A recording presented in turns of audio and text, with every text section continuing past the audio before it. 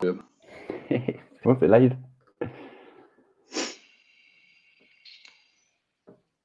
Bonjour à tous, on est ravis de vous accueillir pour cette conférence sur les étapes à suivre pour devenir autonome dans la réalisation de votre bilan carbone. On va attendre quelques minutes les retardataires. Si vous êtes déjà là, on vous a posé 2 petites questions dans la catégorie sondage sur la taille de votre entreprise et sur là où vous en êtes dans la réalisation d'un bilan carbone pour vos entreprises, si vous l'avez déjà fait, pas fait, si vous avez déjà internalisé le process, si vous êtes autonome. Donc, si vous pouvez répondre à ces 2 petites questions dans la catégorie sondage, ce serait génial.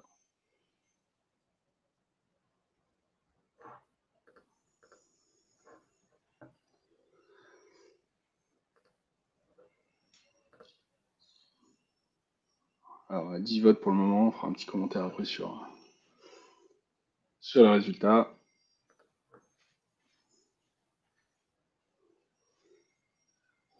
Je viens de découvrir l'option « Je suis un touriste ». Pas mal. Alors, on a une personne qui a répondu à cette, à cette option.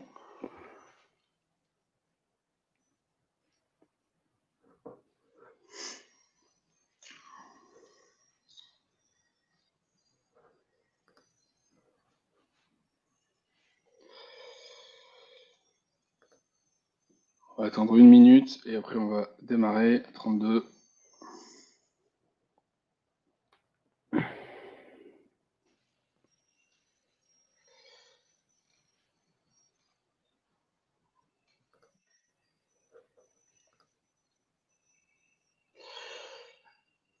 Eh bien, super, on peut démarrer. Donc, on est une 60aine de participants. Merci à tous d'être venus.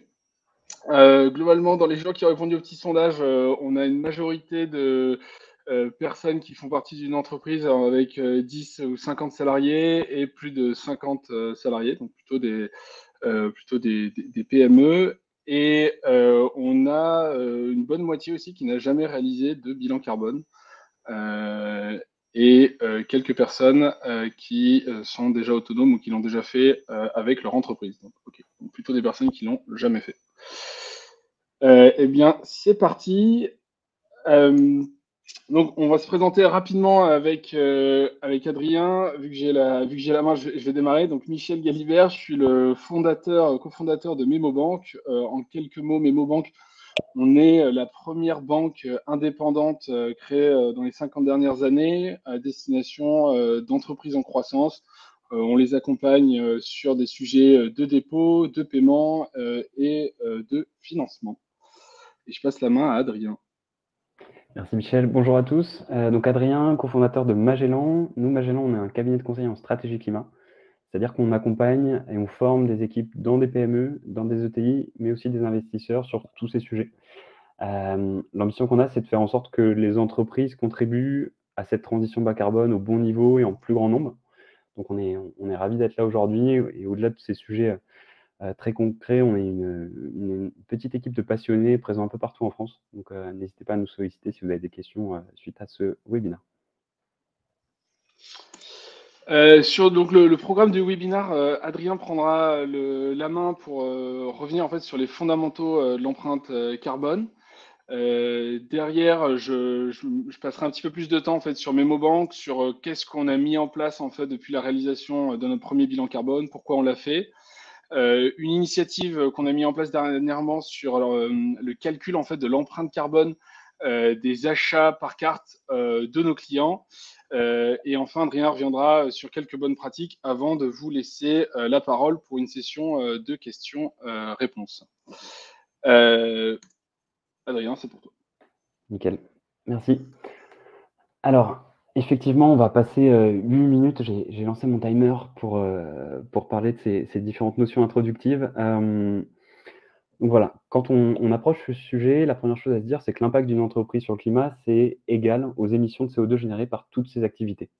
Vous le verrez, on parle plutôt de CO2 équivalence. Vous verrez souvent ce sigle CO2e, car on compte tous les gaz à effet de serre, le CO2, le méthane, le protoxyde d'azote, qui sont induits par les activités.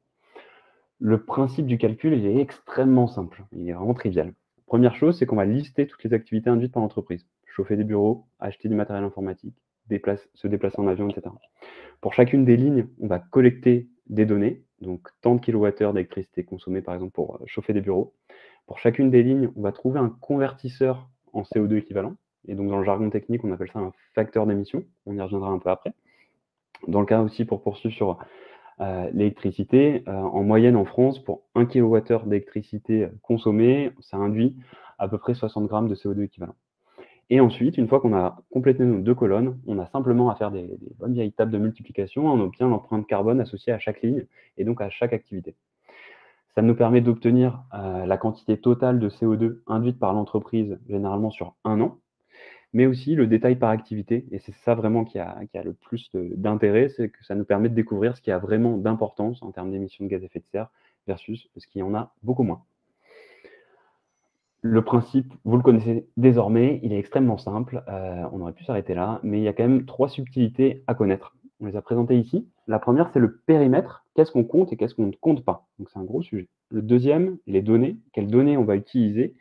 Quel choix on va prendre et quel impact ça aura sur le résultat? Et enfin, à quoi ça sert tout ça?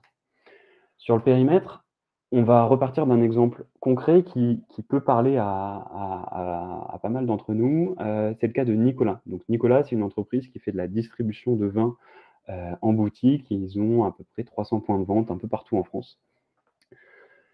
La première chose, quand on s'attaque à ces sujets de bilan carbone, c'est de prendre un peu de recul et de décomposer la chaîne de valeur liée à l'activité de l'entreprise. Dans ce cas-là, la chaîne de valeur, c'est celle de fabrication et de commercialisation d'une bouteille de vin. Et donc, on a ces différentes étapes, la culture et la récolte du raisin, les procédés de vinification, la mise en bouteille, la mise en colis, le transport ensuite par un transporteur tiers qui va emmener ces différentes bouteilles du vigneron vers le point de vente Nicolas. Et ensuite, on a le client qui va se rendre en boutique, qui va prendre sa bouteille et ensuite qui va soit la boire tout de suite, soit la mettre sous cave s'il a la chance d'en avoir une. Quand on prend ce sujet, on pense naturellement que Nicolas doit prendre en compte toutes les émissions liées aux activités dans ses opérations, notamment ses ventes en boutique. Donc l'éclairage de ses boutiques, le fait que ses salariés se déplacent et prennent potentiellement la voiture pour se rendre en boutique, etc. Néanmoins, Nicolas va devoir aussi regarder les émissions induites par l'ensemble de ses activités. Et donc, sur l'ensemble de sa chaîne de valeur. La logique, c'est de dire, en fait, si on n'a pas d'activité de la part des viticulteurs et des vignerons, on n'a pas de bouteilles à vendre, et donc l'activité de Nicolas n'a pas lieu d'être. Surtout que quand on regarde où se situent les émissions pour une bouteille de vin donnée, en moyenne, on est surtout sur la phase de conditionnement, avec la fabrication des bouteilles en verre, et leur phase de transport. Alors que la phase de vente en boutique est beaucoup plus réduite. Et donc, si Nicolas n'avait qu'un périmètre autour de ce qui se passe en boutique, il n'aurait qu'une vision très parcellaire des émissions induites par son activité. Donc voilà, première chose à retenir, le périmètre doit prendre en compte toutes les activités induites par l'activité de l'entreprise.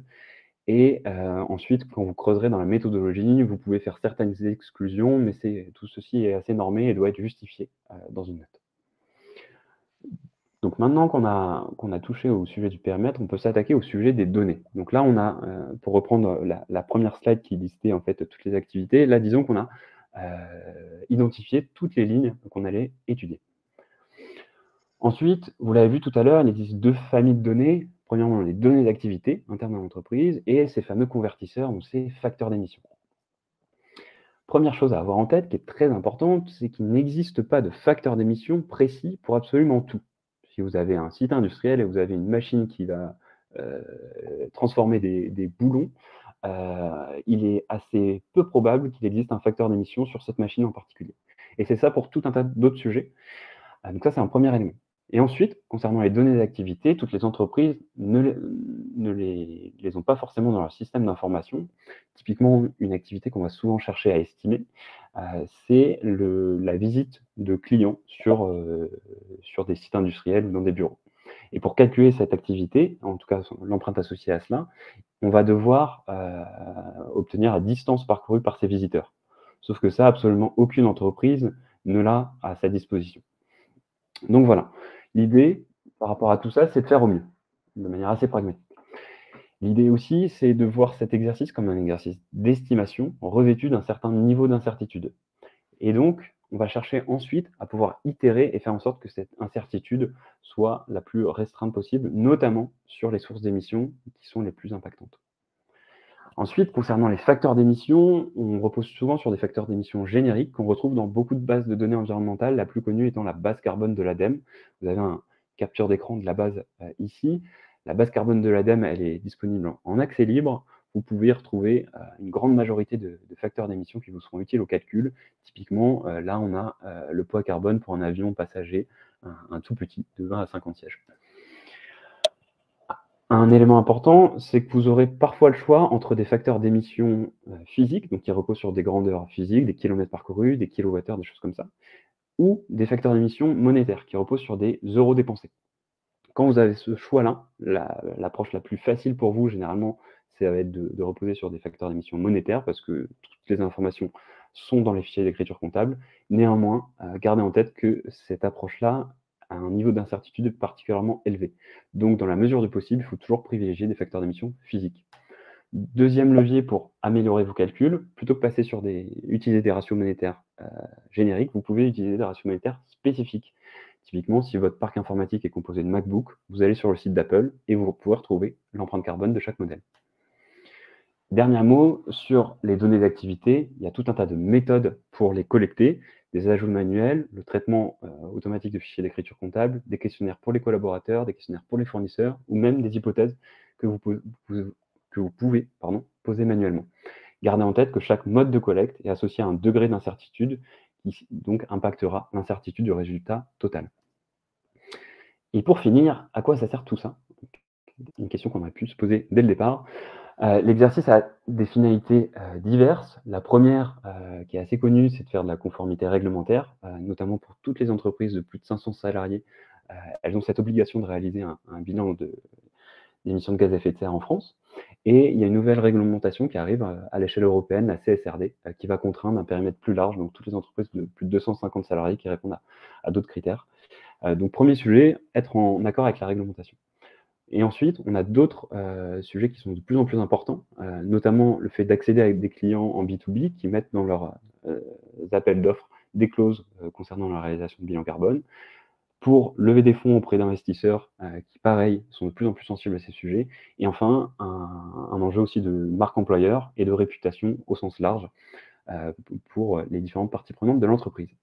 Et tout ça peut servir aussi et être en tout cas packagé sous forme d'affichage environnemental. Et Michel en parlera tout à l'heure avec ce qui a été réalisé côté MemoBank. Pour finir, il me reste 20 secondes dans mon timer. Il s'agit surtout d'un outil d'aide à la décision, bien plus qu'un outil de reporting. En tout cas, ça a été pensé en cela, et c'est aussi ce qui explique pourquoi on incite à prendre un périmètre le plus large possible, pour avoir en fait une prise de décision qui peut porter sur le plus de leviers possible. Et ça va surtout nous éclairer sur les risques et les opportunités. Quand on parle de risque, on parle de risque de transition. Un exemple, c'est quel impact aurait une taxe carbone plus généralisée avec un prix carbone bien plus faible sur le business de l'entreprise. Et cet exercice de bilan carbone nous permet de le dire. Et ensuite d'anticiper et de mettre en place des leviers pour limiter ce risque. Donc c'est vraiment plus un sujet de risque, d'opportunité que de responsabilité directe des entreprises. Les 8 minutes sont passées, je te repasse le micro. Merci beaucoup.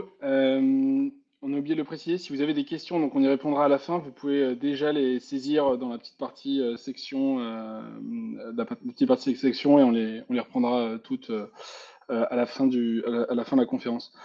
Pour revenir donc sur le cas MemoBank, on voulait un peu vous expliquer à tout le monde ce qu'on a mis en place, comment on a démarré, si ça peut inspirer d'autres entreprises. Donc parfois vraiment la première étape pour lancer le sujet de la transition bas carbone, en fait, c'est tout simplement de s'intéresser au sujet, de lire des articles. On en voit toujours passer à droite à gauche, mais le mieux, c'est en fait de commencer à s'intéresser à ce que la transition bas carbone peut dire ou va vouloir dire pour votre industrie.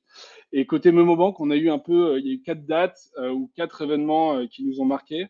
Le premier, c'était décembre 2019, quand donc Shine, qui est une fintech qui proposait des solutions de paiement pour les freelances. Ils font d'autres choses aujourd'hui, mais a publié son bilan carbone. C'était une des toutes premières fintech à sauter le pas. C'était vraiment très novateur. Un des membres de Shine a d'ailleurs lancé le Climate Act derrière. En tout cas, ça a planté une petite graine dans nos équipes. Deuxième événement majeur, c'est quand Oxfam, l'ONG, a publié un rapport en fait sur les conséquences de la politique de financement des banques sur l'aggravation du dérèglement climatique.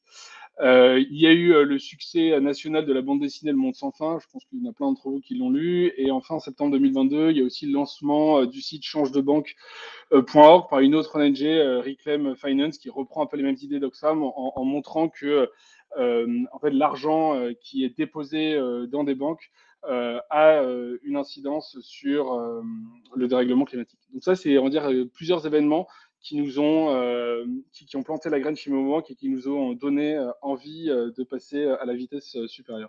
Donc, passer à la vitesse supérieure, en général, qu'est-ce que ça veut dire? Ça veut dire réaliser son premier bilan carbone. C'est comme ça qu'on met le pied à l'étrier.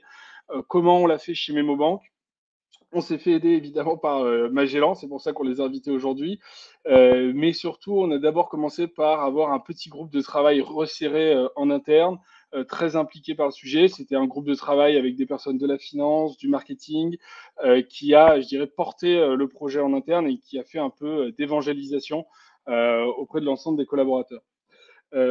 Donc, à l'issue en fait de notre premier bilan carbone, on s'est retrouvé voilà, avec cette photo donc, qui a été faite avec Magellan, qui décrit en fait les différents volumes d'émissions en fonction de différents postes. Vous pouvez voir en fait que côté Memobank, le plus gros poste d'émission en fait correspond à la partie achat de services, donc par exemple des frais d'avocat, des logiciels, de la comptabilité, bref, vraiment on va dire l'achat de services de matières grises. Et c'est sur cette ligne-là, d'ailleurs, qu'il y a la plus grosse incertitude, comme en parlait Adrien tout à l'heure, parce que c'est sur cette ligne-là qu'on utilise des facteurs d'émissions monétaires. Donc, si je reviens à notre bilan carbone, donc voilà, on a réalisé notre premier bilan carbone avec Magellan. Et là, en fait, je dirais, il y a un peu deux options où il faut faire un choix entre s'arrêter là ou passer à l'étape d'après. Donc, il faut l'étape numéro 3 chez Memobank a été de nous forger une conviction. Les deux options dont je parlais, c'est ce que j'appelle, il y a l'option 4 ans, où vous vous dites, en fait, globalement, j'ai fait mon bilan carbone, mon travail est terminé, et en fait, je referai un dans 4 ans, qui est pour la plupart des entreprises, en fait, l'obligation légale d'en produire un tous les 4 ans. Ou une autre option qui est de se dire, non, mais en fait, c'est juste le départ. L'objectif, c'est d'améliorer la mesure de mon bilan carbone, c'est d'entreprendre une trajectoire bas carbone, et donc de me redonner rendez-vous dans un an pour relever à nouveau les compteurs. Et vous l'avez compris, chez Memobank, on a pris l'option 12 mois en se disant on ne va pas s'arrêter là. L'objectif, c'est de passer à la vitesse supérieure. Et pourquoi en fait on a pris l'option 12 mois? Parce qu'on s'est forgé une conviction. La première conviction, c'est que en fait, la transition bas carbone bousculera l'économie bien plus profondément que la transition numérique. Alors, pourquoi je parle de la transition numérique? Parce que c'est un peu la dernière révolution majeure qu'on a connue, on va dire, dans les 20 dernières années. On a vu à quel point elle a rebattu les cartes entre des acteurs traditionnels, entre des nouveaux entrants qui avaient intégré ça. Et donc, nous, notre conviction, c'est que la transition bas carbone va redistribuer les cartes de l'économie. La deuxième conviction qui est liée à la première, hein, c'est que si on a une culture bas carbone, si on a un ADN bas carbone dans la culture de son entreprise, on a un avantage compétitif sur le marché. C'est la même chose que pour la transition numérique. Les entreprises qui sont créées avec un ADN numérique fort ont eu un avantage compétitif par rapport aux acteurs traditionnels. Et donc, on a la même conviction sur la transition bas carbone. Troisième conviction, c'est que la transition bas carbone doit être portée par la direction, même idéalement par le PDG, pour être initiée et avoir le soutien des actionnaires. Il ne faut pas que ce soit uniquement une personne à la communication qui porte ce projet-là. Pour que la transition bas carbone touche tous les départements de l'entreprise, il faut qu'elle soit portée par le plus haut niveau de l'entreprise.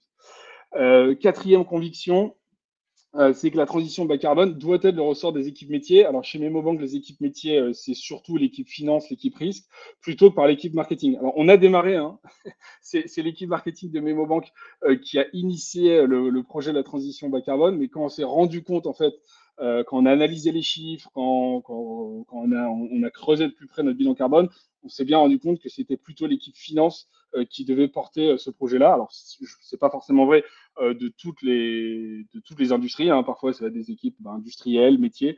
Mais en tout cas, pour nous, ça n'a pas forcément beaucoup de sens que ce soit l'équipe communication ou marketing qui porte ce sujet-là. Et enfin, cinquième conviction, c'est que l'industrie bancaire a un rôle clé à jouer dans cette transition. J'en parlais tout à l'heure avec les rapports d'Oxfam ou de Reclaim. L'industrie bancaire, en fait, elle est au cœur de l'économie, elle finance des PME. Et ces PME elles-mêmes vont devoir en fait démarrer une transition vers un monde bas carbone. Donc, les banques ont un rôle à jouer là-dedans. Adrien en parlait tout à l'heure sur, par exemple, le risque de transition. Que se passe-t-il si tous mes clients demain doivent payer une taxe carbone?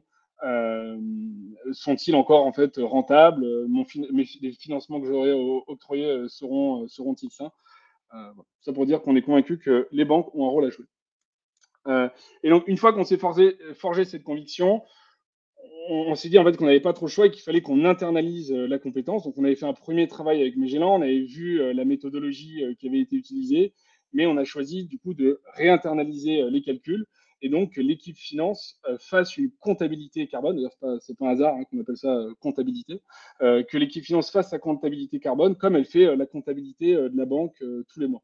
Donc aujourd'hui, on a mis en place en fait une comptabilité carbone qu'on veut suivre mois par mois et qu'on publiera comme nos comptes annuels en fin d'année. Et un des avantages d'internaliser la compétence, c'est de pouvoir améliorer et affiner les calculs. J'ai pris deux exemples justement de calculs qu'on a affinés parce qu'on a internalisé la compétence. Le premier exemple, c'est sur les facteurs d'émission monétaire. J'en avais parlé tout à l'heure lors de la réalisation de notre premier bilan carbone. Notre plus gros poste d'émission en fait concernait les achats de services sur lesquels on utilisait les ratios monétaires de l'ADEME, qui valent ce qu'ils valent, hein, mais il n'y en a pas énormément, il doit y en avoir quelques dizaines. Et donc là, on est allé à l'étape d'après, on s'est assuré en fait pour chaque fournisseur d'avoir son code NAS, son code activité, d'avoir le pays dans lequel le fournisseur était situé, et on a attribué cette fois-ci un facteur d'émission sectoriel plus précis que celui de l'ADEME et aussi lié au pays du fournisseur.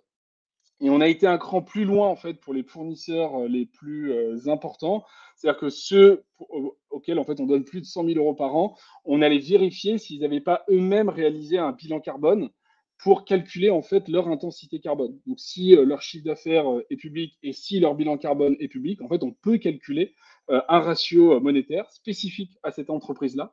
Et c'est ce qu'on a fait pour les fournisseurs les plus significatifs. Et alors parfois, hein, le fait d'attribuer un facteur d'émission sectoriel ou un facteur d'émission personnalisé, c'est à notre avantage, c'est-à-dire que le facteur d'émission est inférieur au ratio monétaire de l'ADEME, et parfois c'est à notre désavantage, le facteur spécifique est supérieur à la moyenne de l'ADEME. C'est le jeu. Le deuxième exemple de calcul qu'on a pu intégrer cette fois-ci, donc c'est l'intensité carbone en fait de notre portefeuille d'investissement, donc l'intensité carbone des crédits qu'on octroie auprès de nos clients. Donc on n'avait pas fait ce calcul lors de notre premier bilan carbone avec Magellan parce qu'en fait ça correspondait au début de notre activité et donc on avait octroyé relativement peu de crédits quelques mois après le lancement.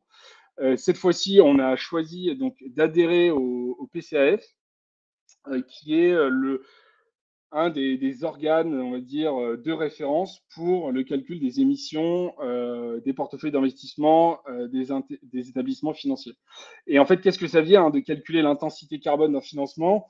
C'est de se dire, à chaque fois que je donne 1 million d'euros, que je prête plutôt 1 million d'euros à une entreprise, quelles sont les émissions de CO2 équivalents induites par ce financement? La logique derrière, c'est de dire que je vais pas émettre, je n'aurai pas le même niveau d'émissions de CO2 induites si je finance un pétrolier ou un boulanger. C'est aussi simple que ça. Alors après, derrière, les calculs sont un poil plus compliqués, mais l'idée, c'est de se dire à quel point mon portefeuille de financement, mon portefeuille de crédit est carboné. Et de la même manière, à quel point ce portefeuille crédit il serait à risque si demain, toutes les entreprises que j'ai financées doivent entamer une transition bas carbone forcée. Le cinquième point, c'est qu'une fois qu'on a choisi donc de réinternaliser cette compétence et de la réinternaliser et de la donner à l'équipe finance, Le cinquième point qui est important pour nous, c'est de diffuser cette culture. Donc, l'équipe finance a pris le sujet, mais en réalité, la transition bas carbone va toucher tous les départements, comme la transition numérique d'ailleurs a touché tous les départements. Hein. Ce n'était pas que le privilège de l'équipe informatique. Tout le monde, toutes les équipes ont dû entamer leur transition numérique. Et donc, on a mis en place quelques initiatives dans les départements. Alors ça, c'est des exemples, il y en a d'autres. Côté ressources humaines, donc on réalise maintenant une formation pour tous les nouveaux arrivants. On leur explique quelles sont les implications du dérèglement climatique pour l'industrie bancaire et pour MemoBank. Côté produit, on regarde pour produire nos cartes de paiement, donc nos cartes physiques avec du PVC recyclé.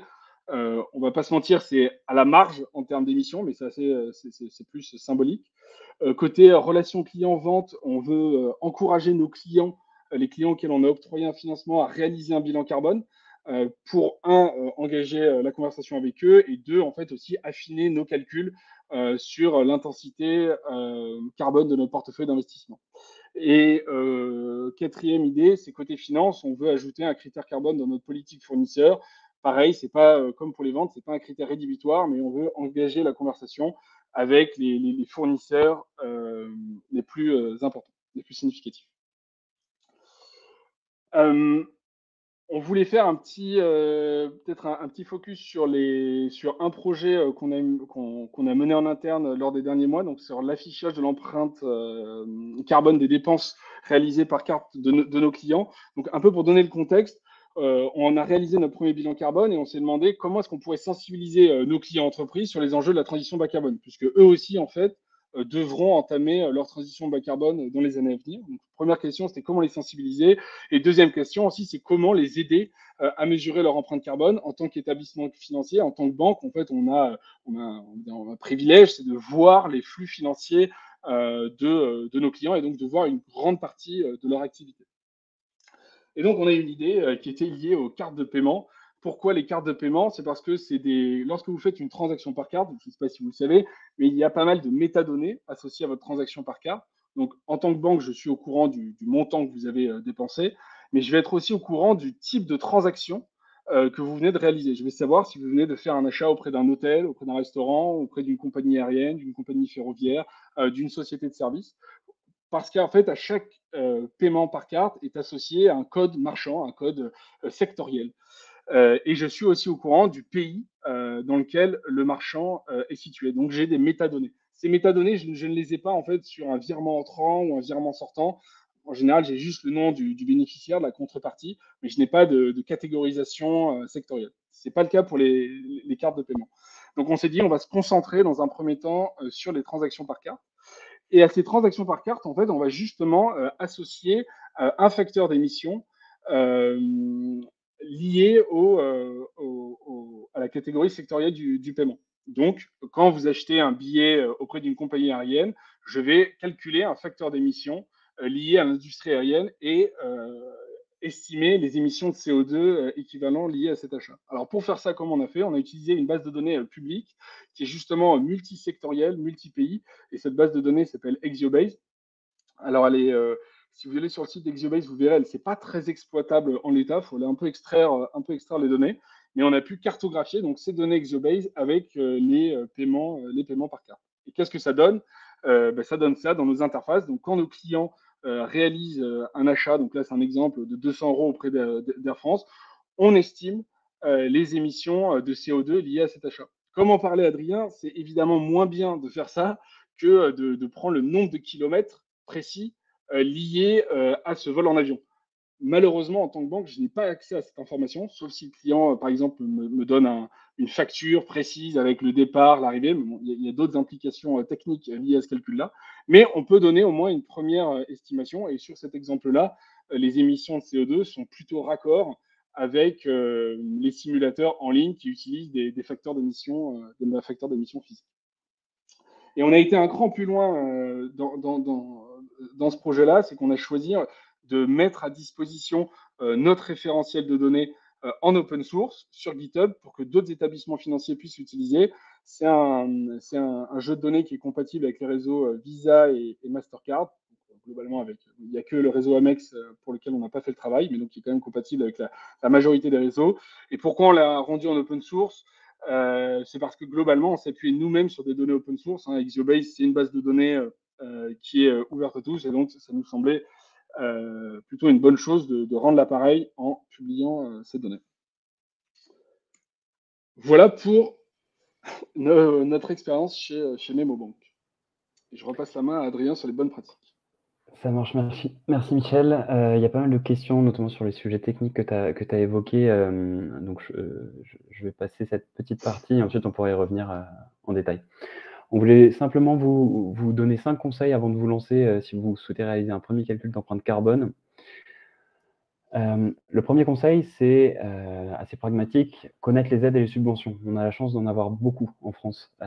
Et pour ça, la meilleure ressource, c'est un guide du gouvernement qui s'appelle «Les principaux dispositifs pour la transition écologique des TPE et PME», qui est paru il y a un mois. Donc c'est assez récent, c'est assez fourni, et je vous recommande vraiment de le regarder. La principale subvention concerne un dispositif qui s'appelle le DIAC Décarbonation. En gros, on vous finance un accompagnement de 10 000 € et l'ADEME finance 4 à 6 000 €. Donc il y a un reste à charge équivalent. Le deuxième conseil, c'est d'anticiper le profil carbone de votre entreprise avant de vous lancer dans le calcul. En gros, l'idée, c'est qu'il est possible aujourd'hui, grâce aux publications des entreprises et grâce à des analyses, à des mailles sectorielles, de connaître les principales sources d'émissions potentielles de votre activité. Et donc pour ça, vous pouvez aller jeter un œil à des ressources de l'ADEME, ces guides sectoriels qui disent typiquement dans l'industrie bancaire, le profil des émissions des entreprises ressemblera à peu près à ça, et donc concentrer votre poids de corps, vos efforts sur ces sources d'émissions en particulier. Et vous pouvez aussi, dans la même logique, trouver des bilans d'entreprises qui ressemblent à la vôtre. Pour ça, vous pouvez aller sur le site Bilan GES, il y a 3000 publications d'entreprises. Sur le site du Climate Act, il y en a à peu près 200. Sur le site Climat aussi, qui est en train d'en structurer pas mal.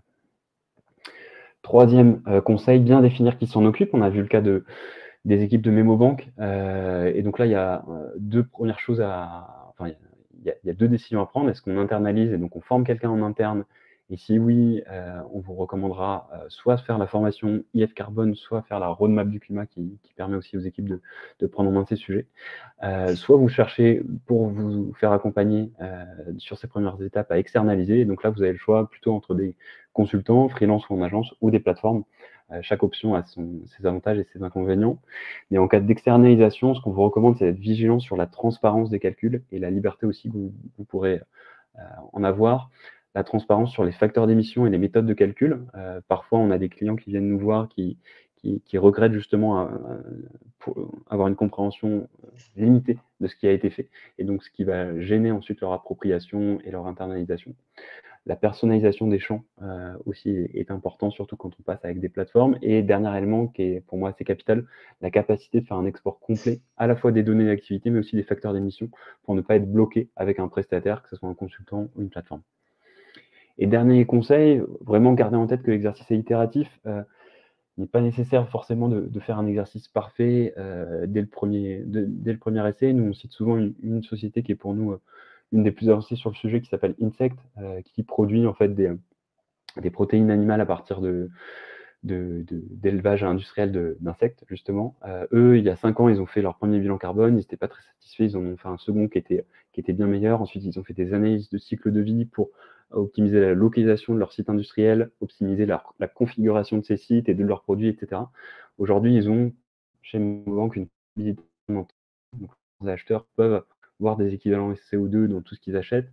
Ils mettent du carbone dans tout leur budget, leur devis, leur discussion commerciale. Et vraiment, ils ont pris à bras le corps ce sujet, et juste, voilà, ça fait 5 ans qu'ils travaillent dessus, et le temps doit faire son œuvre. Donc voilà, on voulait vous quitter aussi avec cette réflexion que l'enjeu, c'est de se saisir du sujet le plus tôt possible et d'y aller étape par étape. Mais l'exemple de MemoBank en est assez illustratif. On peut s'arrêter là et prendre les différentes questions. Michel, on peut les traiter un peu dans l'ordre que tu le souhaites. Je pense qu'il y a des questions aussi sur la première partie, sur comment vous avez calculé l'empreinte carbone des achats de services, et surtout comment vous avez progressé dans cette estimation. Ouais. Alors, j'ai peut-être été un petit peu vite. Donc, sur l'empreinte carbone, la première fois qu'on a calculé l'empreinte carbone des achats de services, donc on l'a fait avec Adrien, donc les équipes de Magellan, on a vraiment utilisé les ratios monétaires de l'ADEME par grande catégorie comptable. Donc on n'était pas allé au niveau fournisseur de mémoire, on est allé à l'échelon du dessus. Dans certains cas d'achat de service, on avait utilisé des facteurs d'émission physiques. C'est par exemple le cas de nos serveurs chez AWS, donc dans le cloud. Là, on avait des calculateurs physiques, donc on n'avait pas pris des ratios monétaires, mais pour le reste, on avait pris des ratios monétaires on va dire, par poste comptable. Et dans notre deuxième itération, en fait, comme je le disais tout à l'heure, pour chaque fournisseur, on s'est assuré d'avoir son code NAF ou son code NAS, en gros son code activité, d'avoir son pays. Et là, on a attribué un facteur d'émission sectorielle. Et d'où vient ce facteur d'émission sectorielle? En fait, il vient justement de la base de données ExioBase qui est multisectorielle, multi-pays.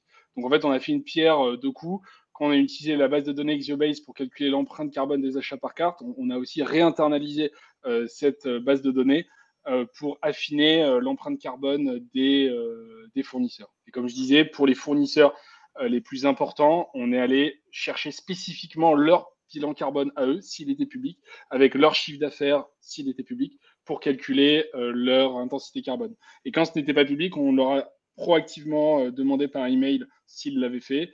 Parfois, ils n'avaient pas de bilan carbone et donc on leur appliquait leur code, enfin leur intensité carbone sectorielle. Je pense que ça répond à quelques questions. Pourquoi avoir choisi Magellan? Alors, on a choisi Magellan à l'origine, c'était une recommandation, comme souvent. Et pourquoi nous, on recommande Magellan? En fait, Adrien l'a bien présenté au début, c'est une équipe de passionnés, ils sont très pédagogues. C'est déjà beaucoup, en fait, j'ai envie de dire, pour des gens passionnés, pédagogues, qui nous ont accompagnés. Qui nous ont offert un vrai suivi. Je sais qu'il y a d'autres solutions en ligne. Parfois, il y a des acteurs qui proposent des logiciels, peut-être avec de l'accompagnement. On n'a pas testé cette approche-là de notre côté. On voulait un accompagnement humain dès le départ. Donc, c'est pour ça qu'on a démarré avec Magellan. Comment est-ce qu'on a formé les équipes comptables en interne? Alors, c'est vrai que les équipes comptables se sont un peu auto-formées. C'est-à-dire que alors c'est aussi un des gros bons points d'avoir travaillé avec Magellan, c'est qu'on avait accès en fait à tous les fichiers sources. On n'a pas eu juste, je dirais, le rendu final. Donc on avait les fichiers de travail. On a pu voir les calculs qui avaient été mis en place pour que l'équipe comptable derrière réinternalise la compétence.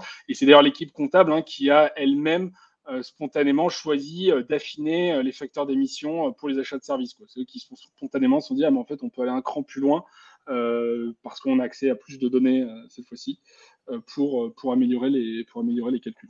Et on a quand même prévu, donc notre bilan carbone 2022 est pas... il est en cours de finalisation. On a quand même prévu de le faire relire par Magellan pour s'assurer qu'on n'a pas fait de bêtises. Une question de Constant, je suis pas sûr de la comprendre. La transition bas carbone limite une déperdition irréversible à terme, elle n'est pas disruptive en soi, donc tout cela ne participe-t-il pas au greenwashing? Je sais pas si tu veux répondre, Adrien. Très rapidement, ça c'est effectivement à chacun de se faire son opinion dessus. Nous, notre logique, c'est que chaque acteur, qu'il soit privé ou public, doit faire sa part. On sait que beaucoup d'actions qui auront réellement un effet viendront plutôt de démarches politiques et de réglementation, de choses comme ça. Et donc ça, à l'échelle d'une entreprise, tout ce qu'on peut faire, c'est creuser et encourager ces mouvements-là. Nous, on documente pas mal de choses qui se passent dans d'autres secteurs. On a notamment des entreprises dans le textile qui commencent par leur bilan carbone, puis ensuite, ils continuent à tirer le fil, mais ça serait une mauvaise analogie, mais pour arriver ensuite à des démarches plus sectorielles où ils vont demander des réglementations beaucoup plus contraignantes pour tous les acteurs du textile. Donc voilà, en tout cas, nous, ce qu'on recommande, c'est ces actions au niveau des entreprises, de forcément commencer par ce qui les touche le plus directement, et le plus direct, c'est le bilan carbone, pour ensuite, effectivement, aller s'étendre à d'autres dimensions, notamment leur rôle et leur poids dans d'éventuelles réglementations. Je ne sais pas si tu veux compléter, Michel.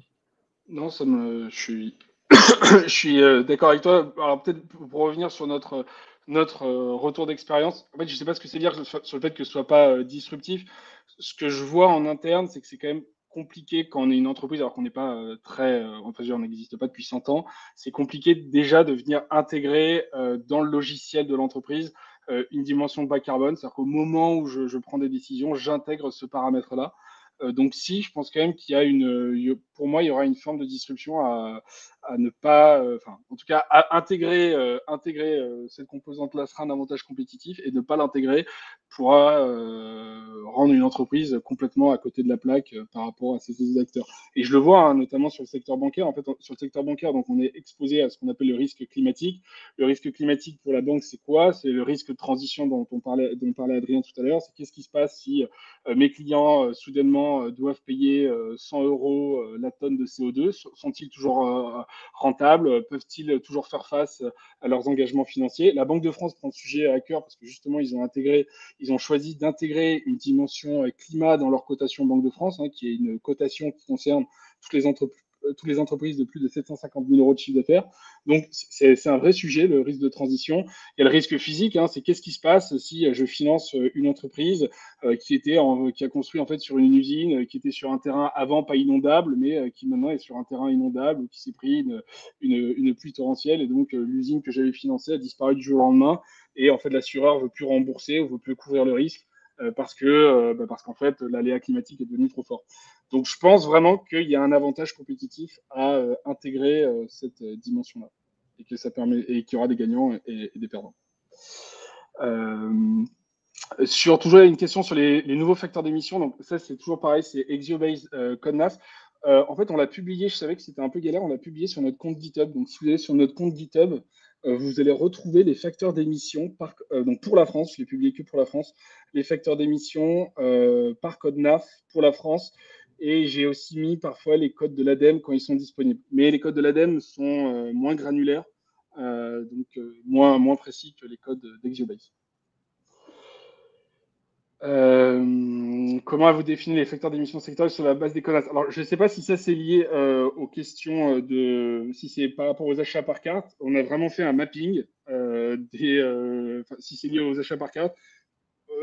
Quand vous faites une transaction carte, il y a à peu près 600 codes sectoriels, donc ça s'appelle des codes MCC, Merchant Category Code, et on a fait un mapping manuel, ça n'a pas été fait automatiquement avec les données d'Exiobase.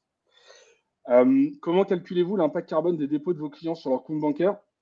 Alors justement, en fait, l'impact carbone des dépôts de mes clients, c'est en réalité l'impact carbone de mes financements. Parce qu'en gros, les dépôts, c'est ce que c'est qu'une banque a au passif, hein, donc c'est une ressource, et ces dépôts, en fait, sont réutilisés derrière pour, soit ils sont placés en banque centrale, soit ils sont octroyés à des entreprises. Aujourd'hui, donc on est en train de faire on a finalisé le calcul. Il faut qu'on le fasse revoir justement par les équipes de Magellan. Euh, on- alors, si on veut rentrer dans le détail de comment ça fonctionne, en gros, hein, c'est si vous donnez, on va dire, si vous prêtez 1 million d'euros à une entreprise et que cette entreprise a un total bilan de 10 millions d'euros, en fait, on va considérer que l'argent que vous avez prêté à cette entreprise est responsable indirectement de 10% des émissions de cette entreprise. 1 million sur les 10 millions d'euros de bilan. Derrière, vous allez devoir estimer les émissions de cette entreprise que vous avez financée. Monde idéal, cette entreprise a réalisé son bilan carbone, vous prenez 10% de son bilan carbone. Solution moins idéale, cette entreprise n'a pas réalisé son bilan carbone, mais vous avez accès à son chiffre d'affaires. Et donc là, on va réutiliser cette fameuse base de données Exiobase sur laquelle on va utiliser une intensité carbone par million d'euros de chiffre d'affaires généré. Donc, je vais savoir pour une industrie particulière qui a 1 million d'euros de chiffre d'affaires dans cette industrie génère X tonnes de CO2. Et je vais prendre 10% de cette estimation d'émissions de CO2. C'est comme ça qu'on calcule l'impact carbone des dépôts des clients. Aujourd'hui, il n'y a pas de méthodologie pour calculer, par exemple, l'impact carbone des dépôts qui sont replacés en banque centrale. Ça, il n'y a pas, personne ne fait ça. Il n'y a pas de méthodologie pour calculer l'impact carbone des dépôts qui sont replacés sur des comptes à terme. PICAF, hein, qui est vraiment l'organe de référence pour définir ça, en fait, va mettre des méthodologies pour calculer l'impact carbone d'un financement octroyé, d'un achat, par exemple, d'une obligation d'État, d'un financement de projet, si vous financez un achat de flotte de véhicules thermiques ou électriques. Voilà, il y a cette classe d'actifs, mais ça ne couvre pas toutes les classes d'actifs d'une banque.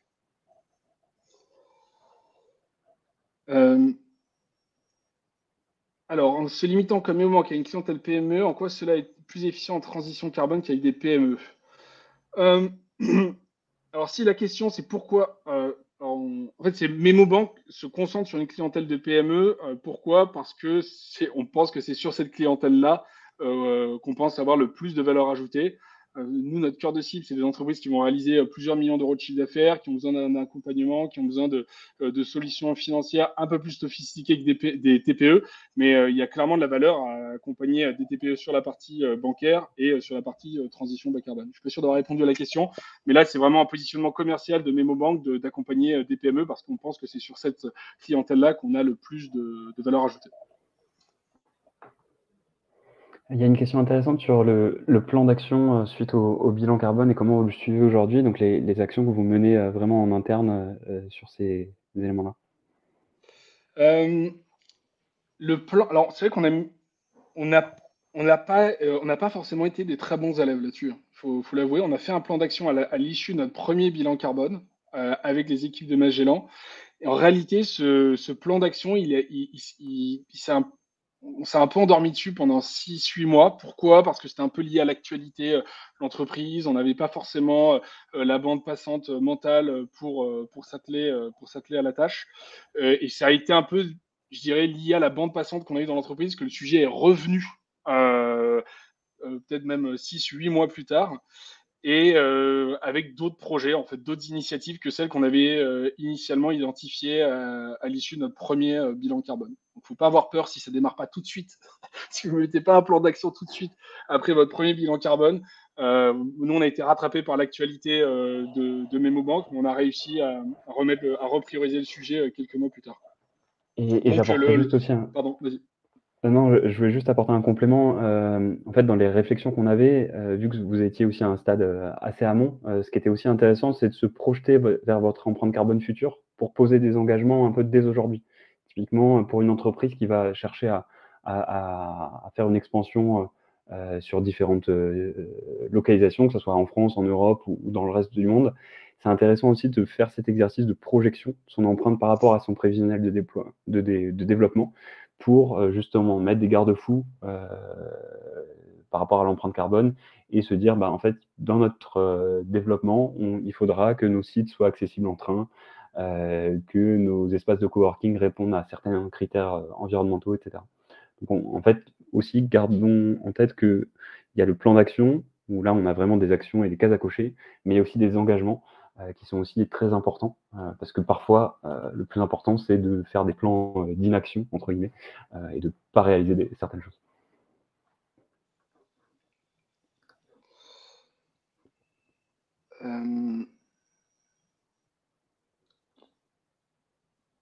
Alors, on a répondu à quoi n'a-t-on pas répondu? Tac, tac, tac. On a répondu. Sur quel type d'achat votre calculateur automatique d'émissions de CO2 basé sur les transactions par carte fonctionne? Mis à part le transport, il fonctionne sur toutes les transactions par carte. Alors, le degré de fiabilité va être variable en fonction de la catégorie de marchand, mais on a vraiment fait une table de correspondance entre tous les types d'achats par carte et les facteurs d'émission. Donc aujourd'hui, si un facteur d'émission existe, et je crois que c'est dans 99% des cas, c'est le cas, on mettra une estimation de CO2 liée à un achat par carte. Et ça va être dispo dans plus de 50 pays. Donc ça marche si nos clients font aussi des achats par carte aux États-Unis.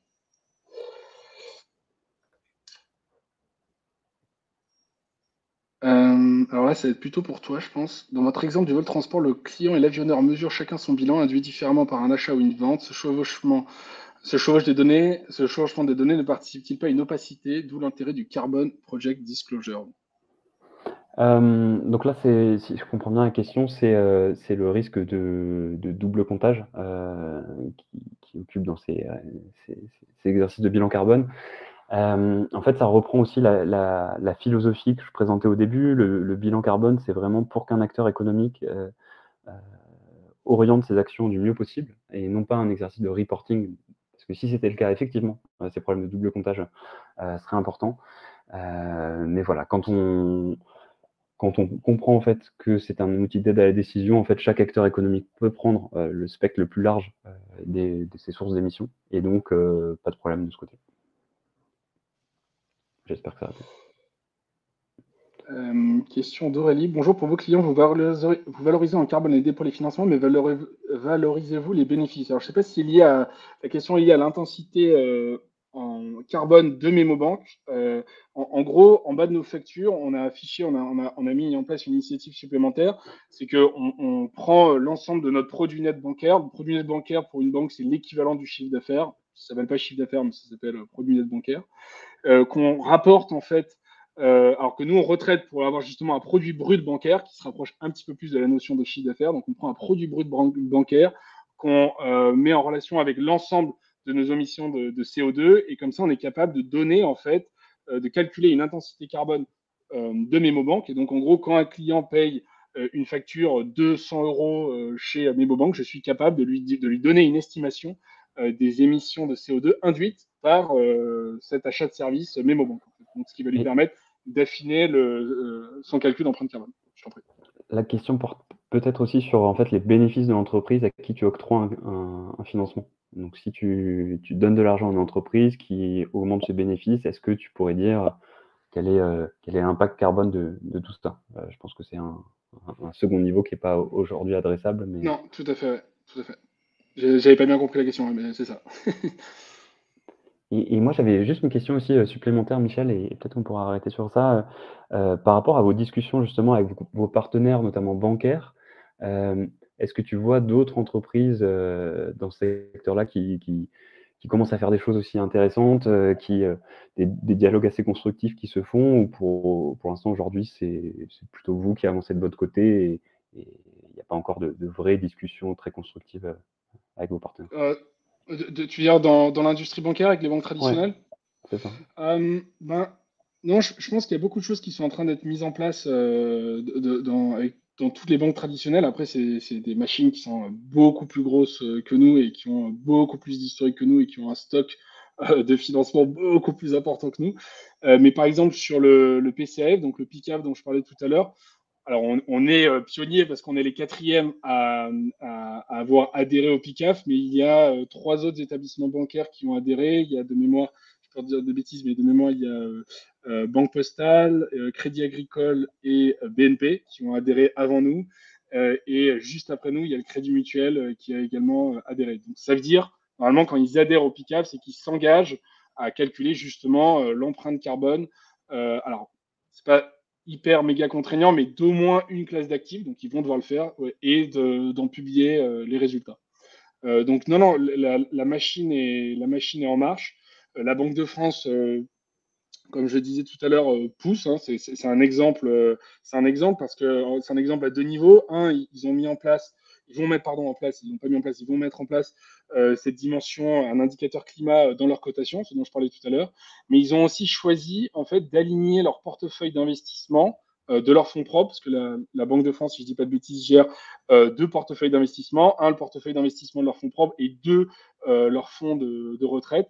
Et ils ont choisi en fait d'aligner leur portefeuille d'investissement pour être compatible avec une trajectoire plus de degrés. Donc ça, c'était leur objectif initial. Et si je ne dis pas de bêtises, ils sont en train de l'aligner pour être sur un objectif plus 1,5 degré. Donc il y a vraiment des signaux, il y a vraiment des signaux forts qui sont envoyés dans l'industrie. Mais ça bouge, je dirais, plus lentement que chez MemoBank, mais aussi ils sont beaucoup plus gros. Quoi. Mmh. Ok, bah merci beaucoup. On peut peut-être s'arrêter là, sauf si tu vois d'autres questions à traiter. Ah oui, on a eu. Alors oui, moi, oui, je confirme qu'on s'est appuyé sur un acteur expert Alors, je pense que c'est possible de réaliser son premier bilan carbone tout seul, mais du coup, ça implique de se former, de s'assurer de ne pas faire de bêtises. C'est un peu comme la première fois que vous faites votre comptabilité, quoi. Vous pouvez réinternaliser le process, mais c'est quand même pas mal de vous appuyer sur des gens qui ont l'habitude de le faire tous les jours. Mais oui, oui, je confirme qu'on s'est appuyé sur un acteur expert.